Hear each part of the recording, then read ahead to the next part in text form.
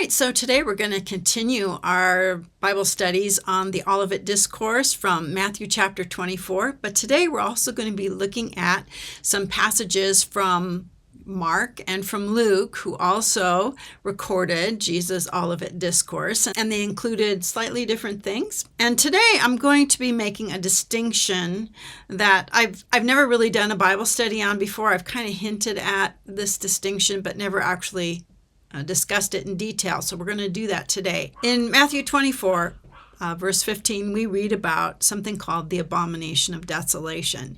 And this is actually a person. And Paul referred to him in 2 Thessalonians as the man of sin who will take his seat in the temple of God, declaring that he's God. We're going to talk about this person who I believe is the so-called Antichrist or the beast of Revelation. But before we do that, I want to clear up something that's been a little fuzzy out there, and that is a lot of people think that the destruction of the temple and the destruction of Jerusalem in 70 AD was the same event as the one being described in Matthew 24, where Jesus was talking about the abomination of desolation standing in the holy place. And I can understand how people get there. But what I want to do today is compare Scripture with Scripture, like I've been doing, and show you how the destruction of Jerusalem in 70 AD was prophesied by Daniel in Daniel chapter 9, verse 26. And the abomination of desolation that Jesus was speaking of, that person, was actually prophesied in Daniel chapter 9, verse 27. So we're talking about different desolations. We're talking about the desolation or the destruction of Jerusalem and the temple that was prophesied by Daniel in Daniel 9:26. We're also going to talk about a different desolation, the person, the individual who causes desolations, who will himself be desolated. So that's in Matthew 24:15 and Daniel 9:27. So what we're talking about today are the desolations of Jerusalem, and there's more than one desolation that's mentioned in prophecy. There's 3 of them, and we're going to be talking about those 3 desolations today.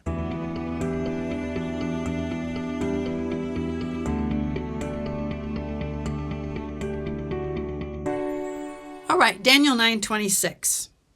And after the 62 weeks, an anointed one, a prince, shall be cut off and shall have nothing.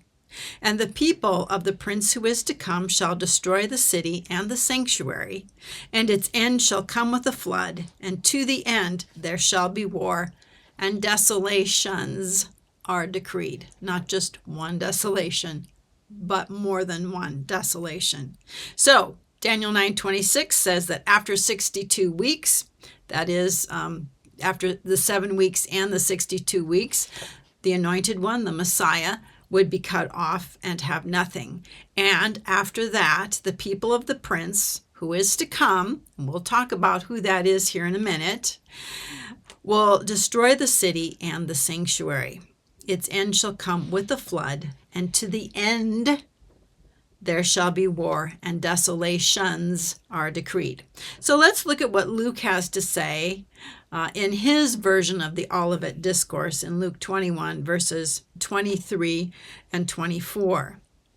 How miserable those days will be for pregnant and nursing mothers, for there will be great distress upon the land and wrath against this people. Okay, this is something different than what we read in Matthew 24. We don't read about wrath against this people. And they will fall by the edge of the sword and be led captive into all the nations. And again, this is not something we read in Matthew 24's Olivet Discourse. So what we're talking about here is something that's kind of the same, but it's different. It's not the same. We're talking about God's wrath against people, against this people, that is, the people that were there at the time, the people who were living at that time, and how they would fall by the edge of the sword and be led captive to all nations. And then it says that Jerusalem will be trodden down by the Gentiles or the nations until the times of the Gentiles are fulfilled. So this actually seems to me to be one of the desolations of Jerusalem, the one that was prophesied in Daniel 9:26 after the Messiah was cut off, that a people of a prince who is to come would destroy the city and the sanctuary. So this passage in Luke is the fulfillment of that prophecy in Daniel 9. Let's read what Mark has to say. But when you see Jerusalem surrounded by armies, you will know that her desolation is near. Then let those who are in Judea flee to the mountains. Let those in the city get out. Let those in the country stay out of the city. For these are the days of vengeance to fulfill all that is written. How miserable those days will be for pregnant and nursing mothers, for there will be great distress upon the land and wrath against this people. They will fall by the edge of the sword and be led captive into all the nations. And Jerusalem will be trodden down by the Gentiles until the times of the Gentiles are fulfilled. And by the way, the times of the Gentiles are not going to be fulfilled until Jerusalem and Israel is at the top, until King Jesus comes back and establishes his reign from Jerusalem during the millennium. So in Daniel chapter 9, verses 26 and 27, the angel Gabriel described two desolations. The desolation of Jerusalem, which we just read about, where the people of the prince who is to come will destroy the city and the sanctuary. The end will come with the flood, and to the end there shall be war, and desolations are decreed. And there is another desolation that's caused by the person that we know of as the Antichrist, also known as the beast, or the man of sin, or the man of lawlessness, or the man of perdition. And that's found in Daniel 9:27. The first part of Daniel 9:27 is actually describing the Messiah. It's referring to Jesus, that Jesus will confirm the covenant with many for 1 week, but in the middle of the week, he will put a stop to sacrifice and grain offering, which he did. He put an end to sacrifice and the need for sacrifices when he died on the cross. And then we have the little word "and" here, which basically separates the first 3.5 years of Daniel's 70th week from the last 3.5 years of Daniel's 70th week. And on the wing of abominations will come the one who makes desolate. This is a different person. This is not the he who confirms the covenant. This is a different person. This is the one who makes desolate. And on the wing of abominations will come the one who makes desolate, until a complete destruction, one that's decreed, gushes forth on the one who makes desolate. So in Matthew's account of the Olivet Discourse, the abomination of desolation is this one who makes desolate, this one who comes on the wing of abominations. And Matthew 24:15, and again, we're going to talk about this in a future video a little in more detail. This is the abomination of desolation standing in the holy place. And Paul, no doubt, refers to this abomination when he wrote of the man of sin taking his seat in the temple of God. This is 2 Thessalonians 2:3 and 4. No one should deceive you in any way, because it's not until the departure shall have come first, and the man of lawlessness shall have been revealed, the son of destruction, the one opposing and exalting himself above every so-called God or object of worship, so as for him to sit down in the temple of God, setting forth that he himself is God.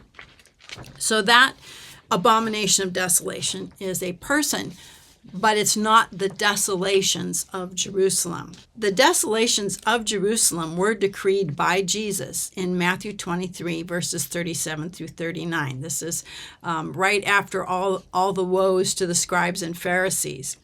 This desolation of Jerusalem that will take place in 70 AD should not be conflated with the one who causes desolations later on in Matthew 24:15 and Daniel 9:27. Here's what Jesus said in Matthew 23. "O Jerusalem, Jerusalem, the city that kills the prophets and stones those who are sent to it. How often would I have gathered your children together as a hen gathers her brood under her wings, and you were not willing. See, your house is left to you desolate. For I tell you, you will not see me again until you say, 'Blessed is he who comes in the name of the Lord.'" The house which would be left desolate is a reference to the temple, which would be destroyed by the people of the prince who is to come. "And after the 62 weeks, an anointed one shall be cut off, and shall have nothing. And the people of a prince who is to come shall destroy the city and the sanctuary. Its end shall come with a flood, and to the end there shall be war. Desolations are decreed." Matthew 24:1 and 2 talks about this as well. "And Jesus left the temple and was going away, when his disciples came to point out to him the buildings of the temple. But he answered them, 'You see all these, do you not? Truly I say to you, there will not be left here one stone upon another that will not be thrown down.'" This is part of the desolations that are decreed on the city and the sanctuary. So the Gospel of Matthew describes both the desolation of Jerusalem, which we know would take place after the Messiah would be cut off, and it also describes the man referred to as the abomination of desolation. In their record of the Olivet Discourse, the Gospels of Luke and Mark only describe the desolations of Jerusalem. Okay, and that would be what would be taking place in 70 AD. This was prophesied in Daniel 9:26. But neither Luke nor Mark describe the man, the one who comes on the wing of abominations. Only Matthew talks about him and Paul in 2 Thessalonians. The one who makes desolate should not be confused with or conflated with the desolations of Jerusalem. They are two different events separated by the times of the Gentiles, which are lasting over 2,000 years. So we've been in the times of the Gentiles since the 70 AD destruction of Jerusalem and the temple. The times of the Gentiles will not end until the return of King Jesus, who will then establish the kingdom of his father David with its headquarters in Jerusalem. Daniel recorded the Jews' cycles of rebellion. This is a very interesting point that I want to highlight here and bring out. They had cycles of rebellion. They would rebel, and then they would be punished by God, and then they would be humbled, and then they'd repent, and then they would come back into blessing again, only to again repeat the cycle of rebellion. And the whole prophecy of Daniel's 70th week in Daniel 9:24 through 27 is about how God was going to interrupt that cycle of rebellion and finally bring the Jews to a place where they would never again rebel. And there's a day coming when they will never again live in rebellion against God. The reason for the Babylonian invasion of Jerusalem, from God's point of view anyway, was because the Jews didn't allow the land to rest for 490 years, or 70 weeks of years. The duration of their punishment would equal 70 years of exile in Babylon, 1 year for each Sabbath year that wasn't kept. So the first desolation of Jerusalem and the temple was carried out by Nebuchadnezzar and the Babylonian army. And I'm going to just interject right here. There are two passages that I just would like to suggest that you read. So you may want to stop this video right here, just pause it, and look at Leviticus chapter 26 and 2 Chronicles 36, verses 20 and 21. So you can see how important the land resting is from God's vantage point. Now, at the end of this 70 years of captivity in Babylon, Artaxerxes Longimanus issued a decree that the Jews could return to the land. back to Israel again. And the returning exiles rebuilt Jerusalem, and they rebuilt the temple under the leadership of Ezra and Nehemiah and Zerubbabel and Joshua the high priest. And then, continuing on in the Daniel 9 prophecy of 70 weeks of years, right on time, at the end of 69 weeks of years, the Messiah arrived. That's Jesus. He arrived right on time in 27 AD. He ministered for 3.5 years, that first half of Daniel's 70th week. He was rejected by the chief priests and elders, excommunicated, just as Daniel 9:26 told us would happen. And the Jews delivered him up to Pilate to be crucified, and 3 days later he rose from the dead. Because the leaders of Israel did not receive Jesus as their Messiah at his first coming, a different prince, the one who is to come, would destroy the city and the sanctuary again. This time, it would be an army and a nation that was unknown to Daniel. It wouldn't be the Babylonian army. It wouldn't be the Persian army. It would be the Roman army under a Roman general, Titus. According to the prophecy in Daniel 9:26, desolations would continue until the end. And I presume that the end would be the end of the 70 weeks of years. So there are 3 desolations of Jerusalem that are prophesied. The first one was the desolations under the Babylonians. Okay, and let's look at Daniel 9:2. In the first year of his reign, I, Daniel, perceived in the books the number of years that, according to the word of the Lord to Jeremiah the prophet, must pass before the end of the desolations of Jerusalem, namely 70 years. That was the first desolation, was under Nebuchadnezzar and the Babylonians. The second desolation was the one under the Romans in 70 AD. And finally, there is going to be a third desolation. And this one is actually described in Revelation chapter 11, verses 1 and 2. And remember, we're talking about the desolations of Jerusalem. Revelation 11, 1 and 2. Then I was given a measuring rod like a staff, and I was told, rise and measure the temple of God and the altar and those who worship there. But do not measure the court outside the temple. Leave that out, for it is given over to the nations, or the Gentiles, and they will trample the holy city for 42 months. And that little phrase, given over to the nations, this is sort of hints back to the passages in Luke and Mark, that the desolations will continue until the times of the Gentiles are fulfilled. And we know that during the end times, there's going to be 42 months before the end of that desolation.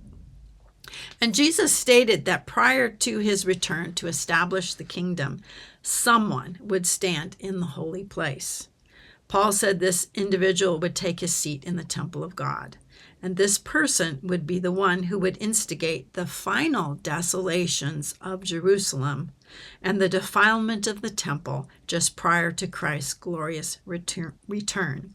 Jerusalem would be trampled by the Gentiles for 42 months, and after that, the times of the Gentiles will come to an end. There's the desolation of Jerusalem and the temple, and then there is the person who's associated with the man of sin, the person Jesus calls the abomination of desolation, who will stand in the holy place. And then finally, Paul says that he's going to actually sit there too. He's going to take his seat in the temple of God. So there's the desolations of Jerusalem, which have been prophesied to continue until the end. And they're prophesied at least 3 times, under Nebuchadnezzar and the Babylonians, under the Romans who came in 70 AD, and finally when Jerusalem is trampled by the Gentiles for 42 months during the end times, just prior to the second coming of Christ, his glorious return. So in the next video, we're actually going to talk about the man of sin, the beast, the abomination of desolation, what's all that about, when is that going to happen, and so on. But because the disciples wanted to know When would the temple be destroyed? And Matthew 24 doesn't really say, but Luke and Mark both say when that's going to happen, and they are basically referring back to the prophecy in Daniel 9:26, which talks about the people of a prince who is to come, who will destroy the city, and the sanctuary and desolations are determined until the end, something like that. So the desolations of Jerusalem in 70 AD will be repeated again during the time of the end. So I hope this has been helpful for you to make the connections between Daniel 9:26, the destruction of the city and the temple in 70 AD, a coming desolation that's going to take place later when the man of sin or the abomination of desolation stands in the holy place. And again, there needs to be a flight of the remnant into the wilderness. So both Luke and Mark talk about how when they see the armies surrounding Jerusalem that they need to flee. And a lot of people did. Christians did flee at that time. But wrath came against that people. It came against Israel. It came against the ones who didn't escape, the ones who didn't believe that this desolation would happen. It was prophesied by Daniel. It was spoken of by Jesus. But it's not the same thing as the abomination that causes desolation that Jesus spoke about. It's different. It's not to be conflated. And a lot of people who believe that Jesus returned in the first century, that the abomination of desolation has already taken place, because they conflate that with the desolations of Jerusalem, which is an entirely different thing. Okay, that's why I'm talking about this. So let me know what you think and leave a question or comment. We'll see you on another video. Till then, have a blessed day.